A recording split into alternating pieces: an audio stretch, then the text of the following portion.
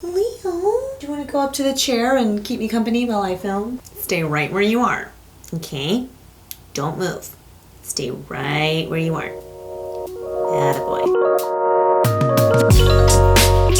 Welcome everybody back to my channel where I take you on a journey to capture the vision of my life in hopes to inspire you lovelies to do the exact same thing. Now, if you are new to my channel, thank you so much for checking me out. And please remember to subscribe to my channel, click that little gray bell to be notified the moment I upload another video every Wednesday where I talk about all things ADHD, mental well-being, and personal development. In this video, I'm just going to be sharing with you my experience going to a holistic doctor and what to expect. Stay tuned to the end of this video where I will be giving you my tips, thoughts, and suggestions on all things holistic doctor experience, if that's how you word it. Because I sometimes don't know how to word things properly. ADHD.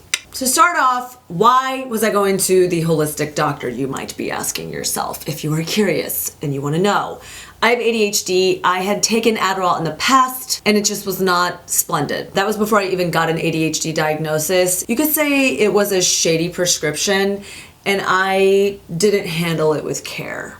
So I choose not to take Adderall. I do not judge anybody that does. I wanted to see what a holistic doctor could offer me in the way of helping me with my ADHD. But also, not just that, I actually wanted to talk to them about what they could do to help my sleep. As some of you might know, sleep is not something that has been my strength. I struggle to fall asleep and I struggle to wake up and I never feel refreshed. And I wanted to see if maybe there was more that they can find out, if I was deficient in something, if there was something they can prescribe, just anything. I'm desperate. I mean, come on. Help a girl out. Going to the doctor this time around was interesting. I had scheduled a doctor's appointment with this specific doctor's office 3 previous times and canceled 3 times. I didn't even realize I canceled that many times until I set the appointment and the lady was like, yeah, you've canceled 3 previous times. Oh, I was a little embarrassed by that, so I did not want to miss this appointment. I did not want to be that person that cancels a 4th time, and I made sure that I was going to make that appointment. Go figure, my luck. When you want to test yourself and your strength and your perseverance,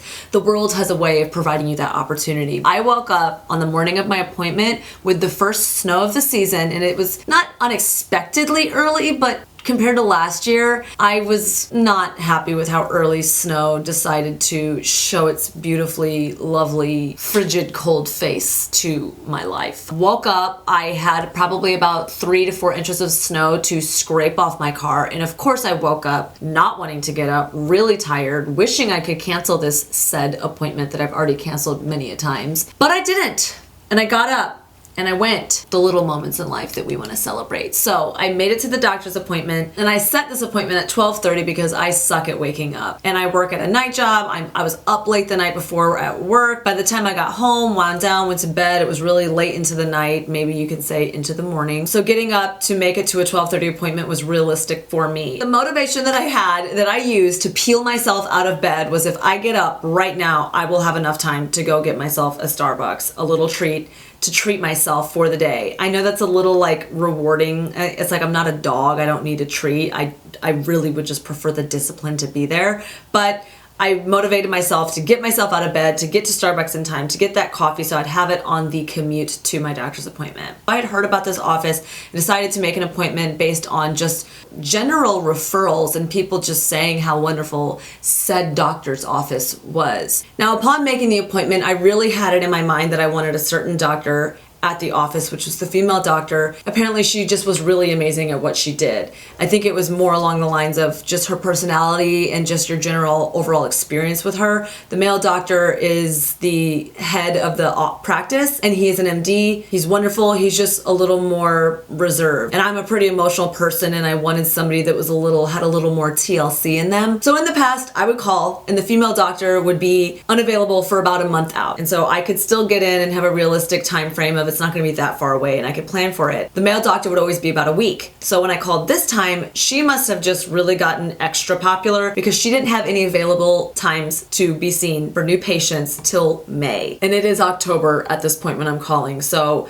I allowed them to go ahead and book me in mid-November to see the male doctor and just was like, you know what, if I could get my foot in the door, see him, maybe eventually I can transition into seeing the female doctor and we can go from there. So I went ahead and booked the appointment with a male doctor who was an MD who can prescribe Adderall per se and things of that nature. So on the day of the doctor's appointment, I get up super tired from the night before, wake up, realize the mathematical equation, although timing is not my strength, but the mathematical equation of if I get up right now, get ready real quick, I could go get that Starbucks and get to the doctor's appointment. Pushing it to the last minute like us ADHDers do, but I really just had to have my Starbucks. Get to the neighborhood, park in a parking lot, get out of my car. There is snow everywhere, freezing. Walk to the front of the building, and then I realize I am at a dentist office. And I'm on the phone with my sister, praise God, and she proceeds to tell me that, yep, you are pretty much at the wrong place. So I have to get back in my car, get to the doctor's office, park, run in. Sorry, I'm late. I felt like a doof, I'm gonna be honest. It just was not a good feeling. In that moment, I was like, I should have probably not gotten the Starbucks. I never planned for these things. I always forget about parking and about finding the right location, making sure you know where you're going before you get there. You never plan for moments like that to come up. I get there late, come in, check in. They had paperwork for me to fill out, and it wasn't that much paperwork though. And I then pretty much hurried up to be late to then just wait. Joke's on me.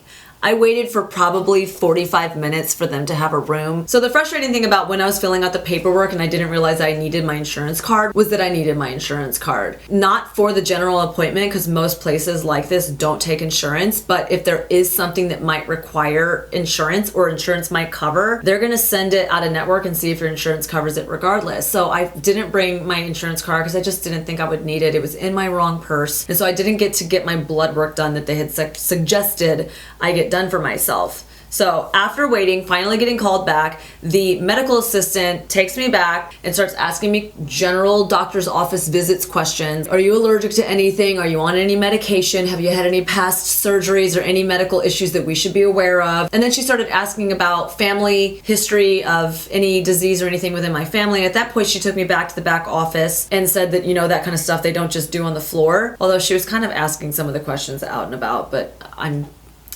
an open book. In the doctor's office, she continued to ask me more questions about certain things that run in my family, diabetes, heart disease, dementia, and things of that nature. And at this point, the doctor comes in and he's able to fill in the blanks and follow along with what she had already answered. So he kind of confirms everything that she had filled out for me, but then he continues to ask me more questions. And this is when I explained to him why I'm there. That is the first thing he pretty much said to me is, why are you here? Obviously, I am there for my sleep issues and my ADHD. He asked me what kind of sleep issues that I had. He asked me about my diagnosis, about what doctor diagnosed me. He wanted to know a lot of details. I was pretty impressed. He asked me who was my doctor. He started looking it up right then and there in the office. He wanted to have all of the past medical records and testings that was done on me at the previous doctor's office that I had gotten my ADHD diagnosis at. So I couldn't remember the guy's name because I'm just cool like that. It almost bogged down the session a little too much. So I wish I was a little bit more prepared and a little more proactive with just my experience and my time there. While we were sitting there, I did tell him about my experience with Adderall and why I choose not to take Adderall, and he does have the ability to prescribe it. He isn't as holistic as the female doctor was, so he's kind of in between both worlds, and he's not against prescribing Adderall, and he was curious why I didn't like it. I told him a little bit about my situation and how I was prescribed it in the past. So while I was in the office, it was an interesting experience because I was trying to explain something to him and I said the wrong thing. The wrong word came out of my mouth and it didn't make any sense, and I had to clarify. And I was like, see,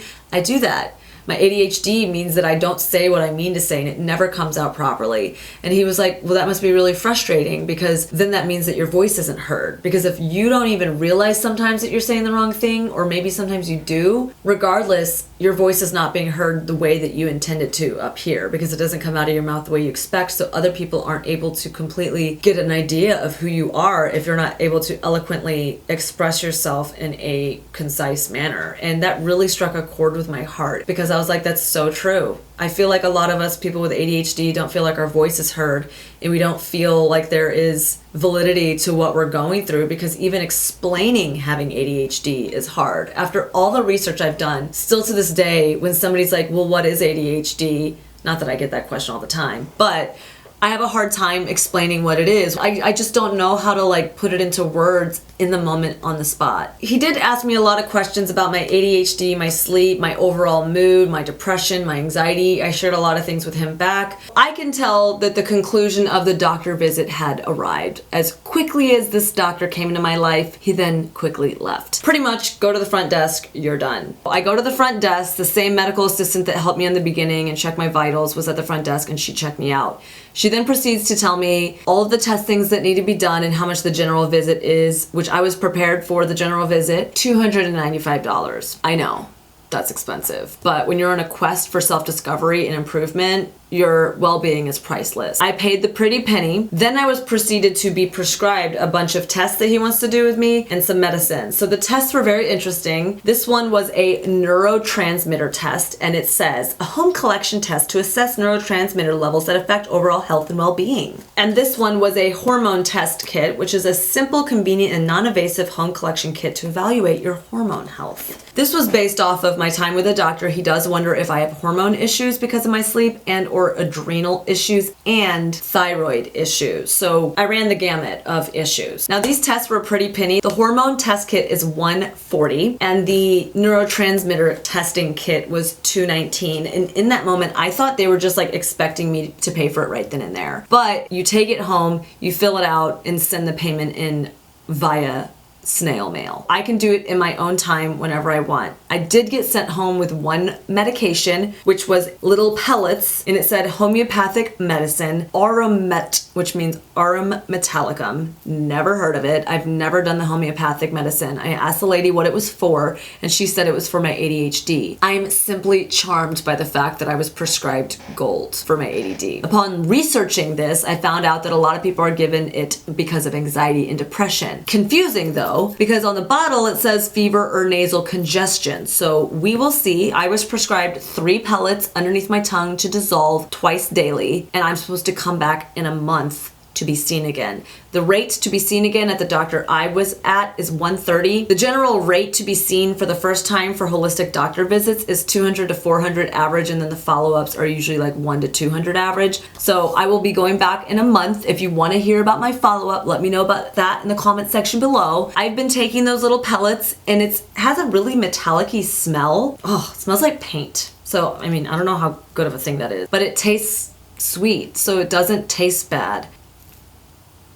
I don't know what to expect. So far, so good. So far, nothing's changed. We will see what happens, but I am hopeful and I am curious. Now, to conclude this video, I just want to run down a couple tips, suggestions, and thoughts that I have on what you can experience and things I think that you should take to mind whenever you go to see a holistic doctor. I recommend finding a good one. Obviously, do this by simple things such as going on Yelp, reading reviews, Google reviews, and definitely word of mouth. Try to find groups on Facebook and things like that and see what people are talking about, holistic support groups and Facebook groups in your local area. I just recommend doing your research to give yourself the best chances of finding a really good doctor. My other recommendation is to leave early enough to get a Starbucks before you get there. I'm kidding, but I'm not. Try to motivate yourself to get out of the house early enough to where you're not running late. If you do get lost or you do get confused or there's traffic or there's construction, that you are there early enough to be able to fill out all the paperwork. You don't lose your appointment by showing up late, because you never know what their policy is on that. My other tip is to set the appointment time at a realistic time. Make sure that you're not setting it too early to where you won't get up to make it. Make the appointment time workable within your day so you don't find excuses to cancel the appointment, so that you'll actually make it to the appointment. My other suggestion is to go in with the idea of what you're going to be talking about to the doctor, so that you're not taken aback or confused or caught off guard with different questions that they have. But I would recommend going in prepared. With ADHD, I know we like to trail off and we get lost in our own conversations and we have a tendency to squirrel, but go in respectfully with an idea of what you want to say and what you want to talk about, but also for the reason that you don't leave having forgotten to talk about something. It just makes your doctor visit that much more pleasant. My other suggestion is to go into the doctor's office with an open mind. This is not a general doctor's visit that we're used to.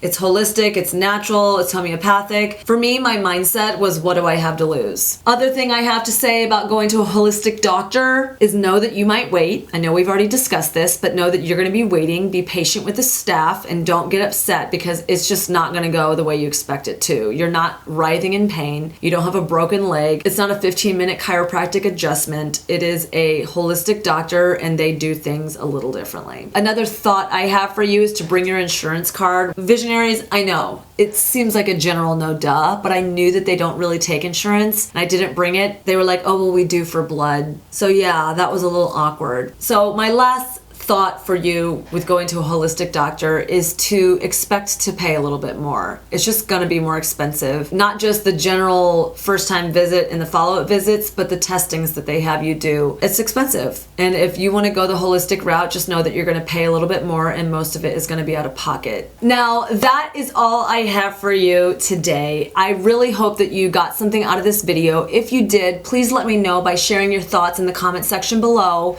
Don't forget to let me know that you liked this video by giving it one big thumbs up. Please subscribe to my channel and click that little gray bell to be notified the moment I upload another video every Wednesday. And please know that you are all in my prayers and have a good rest of your week. I will see you next Wednesday. Bye-bye.